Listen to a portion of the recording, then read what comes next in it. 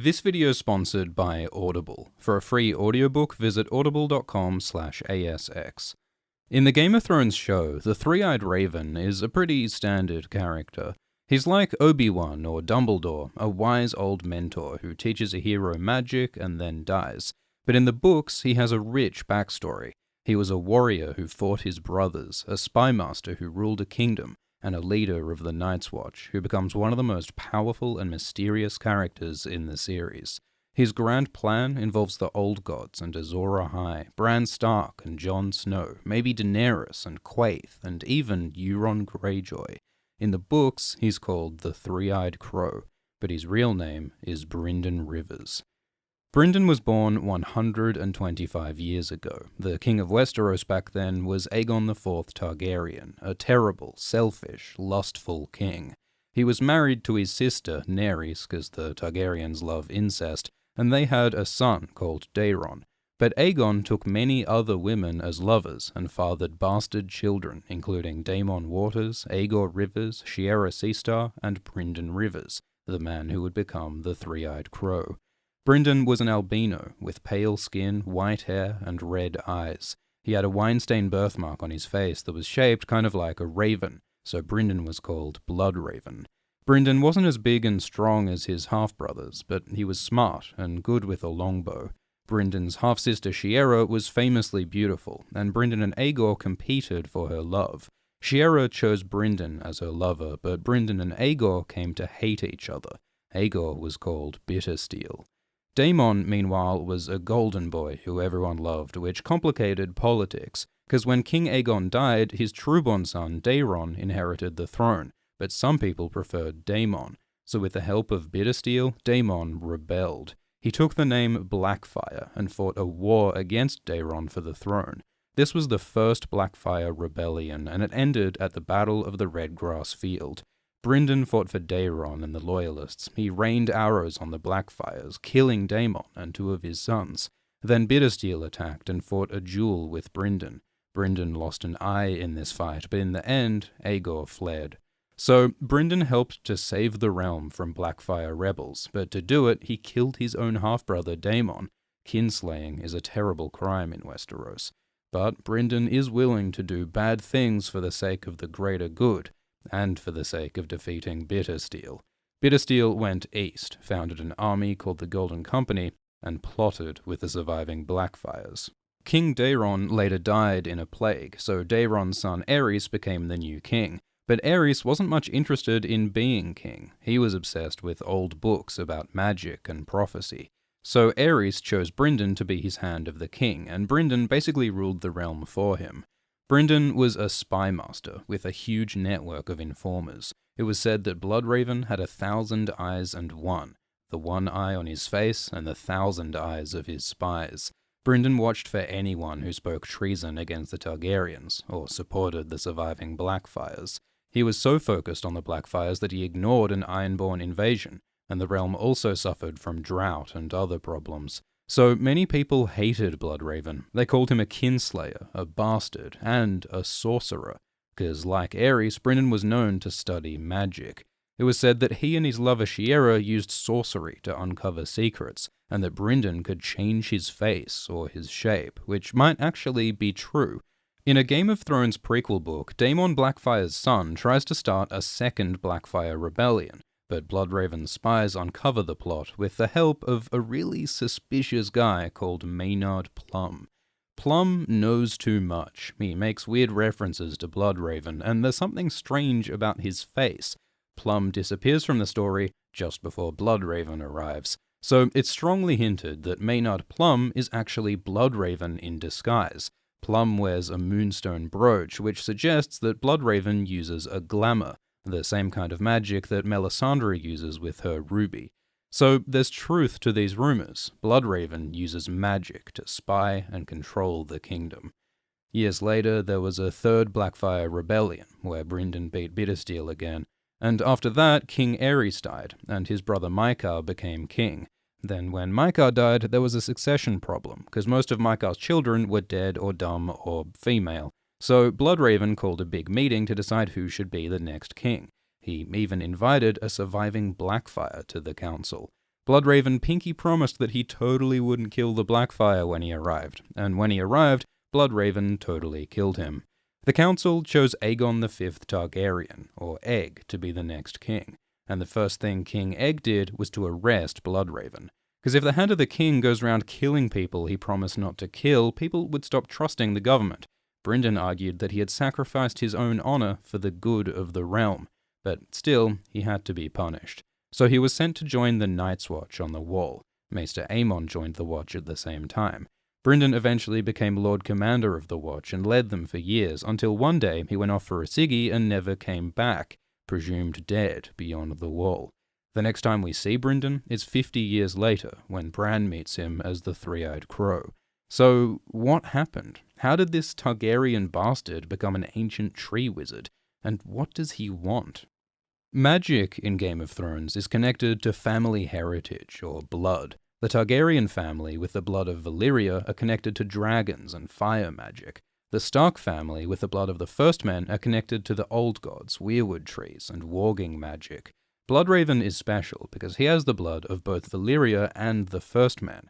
His father is a Targaryen, and his mother is a Blackwood. The Blackwood family descend from the First Men, and the heraldry is a weirwood tree, a symbol of the Old Gods. It's hinted that Brynden was into the Old Gods from early on.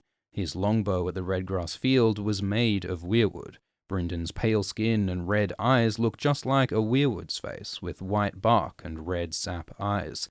And the rumors that Brynden could transform into a dog and control wolves and spy with crows sounds just like skin-changing powers, like how Bran walks into animals. Maybe young Brynden could do that too. He might also have had green dreams, visions of the future like Jojen has. And at the Night's Watch, Brynden might have seen the threat of the White Walkers. So, Brynden was drawn north, beyond the Wall, to a cave beneath a great weirwood tree. Brynden merged with the weirwood, its roots growing through his body, extending his life and heightening his power as a greenseer, which means he skin changes into animals, sees through the eyes of trees, and has visions of future and past. Brynden sat dreaming, watching, and scheming for 50 years, waiting for Bran Stark.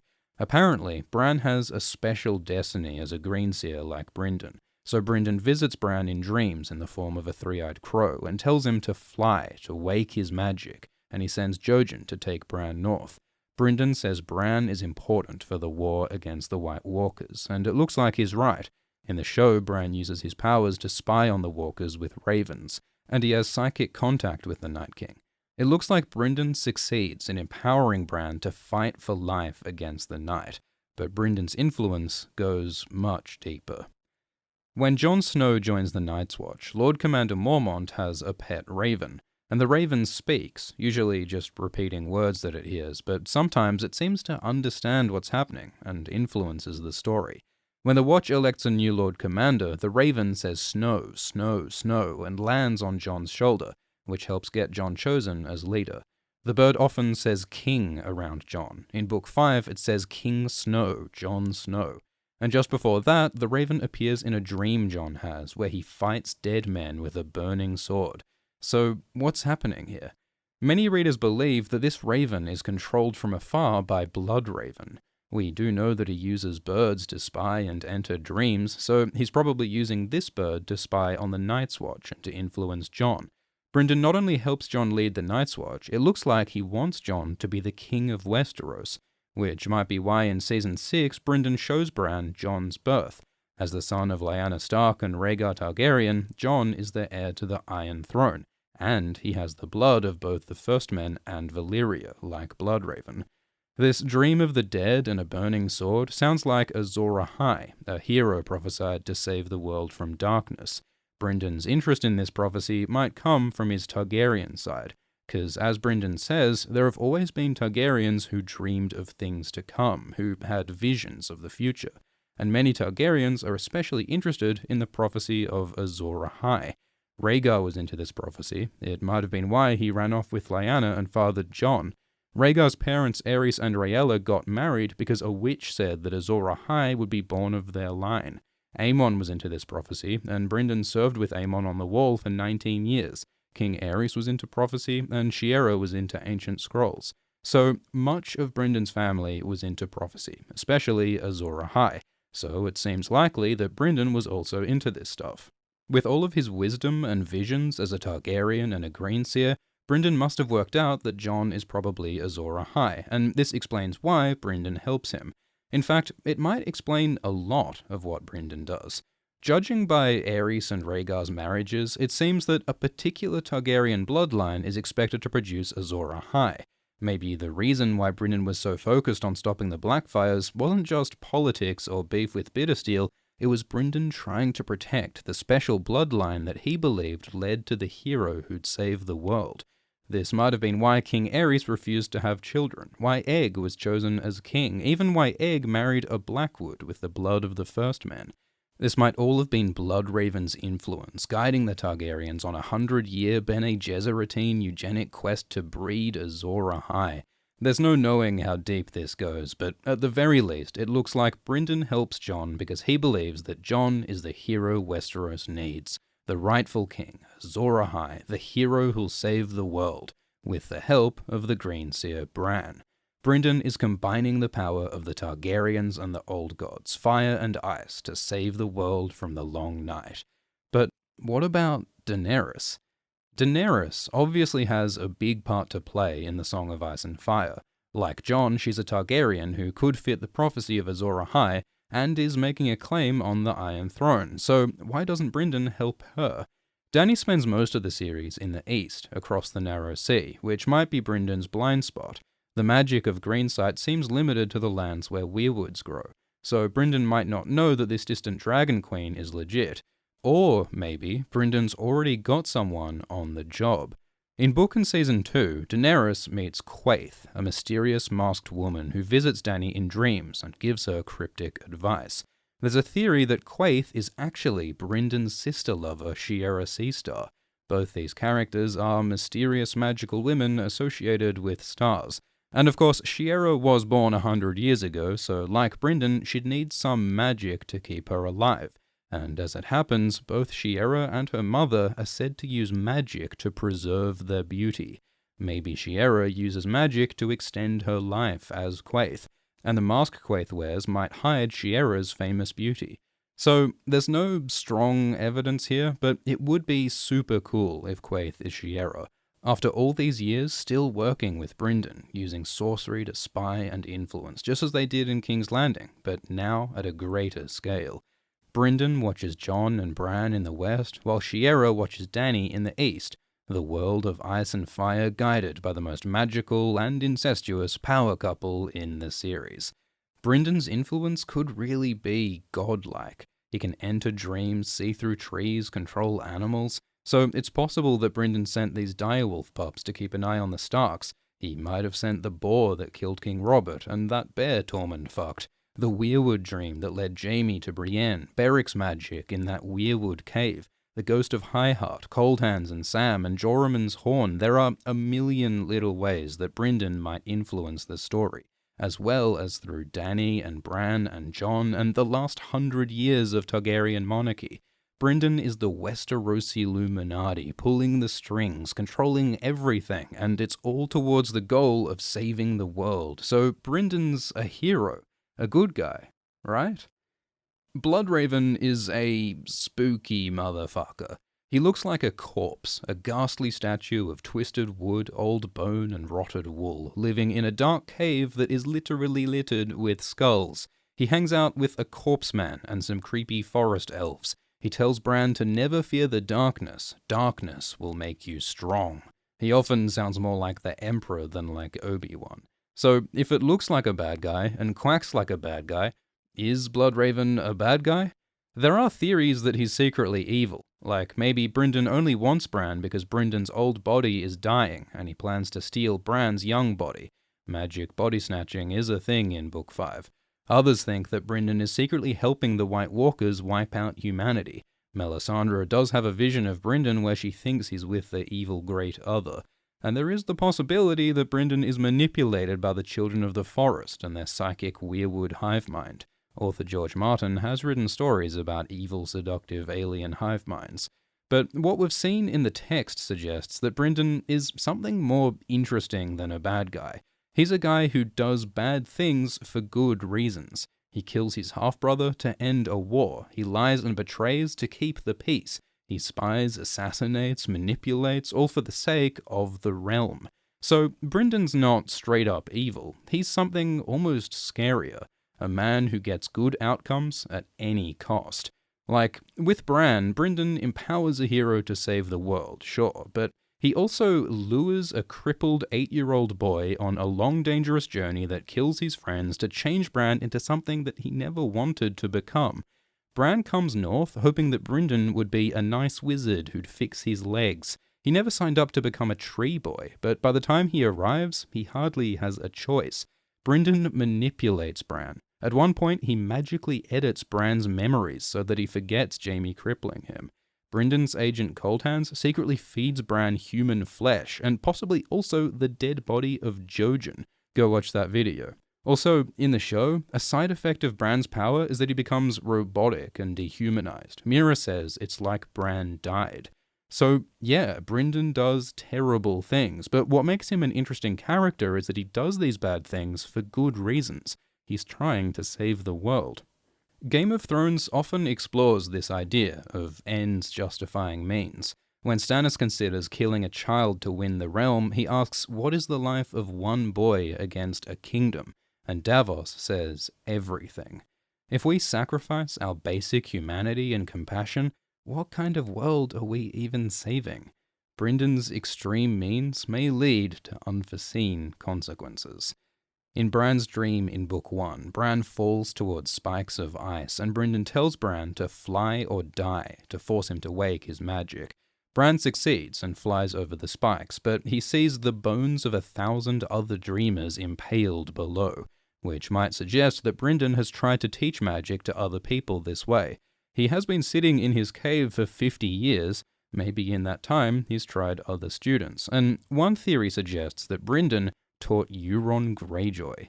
Euron in the books is a mystical, scary figure. His ship is crewed by mutes, the deck painted red to hide the blood. He has a magic horn called Dragonbinder, and he captures and tortures priests, warlocks, and pregnant women. He's planning a mass blood sacrifice to transform himself into a Lovecraftian god. These are the last days, he says, when the world shall be broken and remade. A new god shall be born from the graves and charnel pits. The inspiration for this horrific apocalypse might inadvertently come from Bloodraven, because there are hints of a connection between Euron and Bryndon. Euron calls himself the Crow's Eye, and his banner is a single red eye crowned by crows, which might refer to the single red eye of Bryndon, the three-eyed crow. In Book 4, Euron says that when he was a boy, he dreamed that he could fly, that if he just tries, if he leaps from a tower, he might fly. And this is just what happens to Bran. He falls from a tower, and Bryndon visits his dream and tells him to try to fly. So maybe Bryndon had seen magic potential in young Euron, and made contact, hoping to train him as a greenseer. But when he entered Euron's dream and flung the boy at psychic ice spikes, something went wrong, and Euron went rogue. Maybe seeing the Heart of Winter staring deep into the void broke Euron's mind somehow. Maybe seeing the threat of the Walkers only inspired Euron to bring the Long Night. Maybe this tantalizing taste of arcane power led to Euron's obsession with collecting magic artifacts, warlocks, priests, crowns, and exploiting them to bring about his apotheosis. In the next book, Euron is set to bring some serious grimdark shit on Westeros, and this might not have happened if it weren't for Bloodraven being so single-minded in his goals that he goes round psychically traumatizing random children. You can make a similar argument about Bryndon's political career. His harsh control of Westeros may have just fed more discontent and rebellion.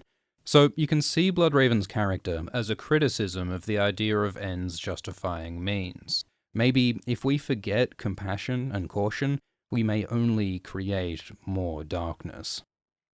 A lot of Bloodraven's early history is told in the Dunk and Egg prequel stories, collected in A Night of the Seven Kingdoms. It tells the story of the Blackfire conspiracy uncovered by Bloodraven and Maynard Plum, plotting and scheming and talking smack 100 years before the main series. The Dunk and Egg stories are short, self-contained tales of Westeros that take just a few hours to hear on audiobook. You can listen to all of these stories now for free with a 30-day trial at Audible. Membership gives you a free audiobook each month, and even if you cancel, you keep the books. To sign up, visit audible.com/ASX or text ASX to 500 500. Thank you to these artists. Links to their work are below. And check out Paul Quentin, who writes brilliant analysis of Euron's eldritch apocalypse. Thank you to the patrons, including Amelie Ruppert, Greg Leask, Kenny Arnold, and Nobly Knows. Cheers.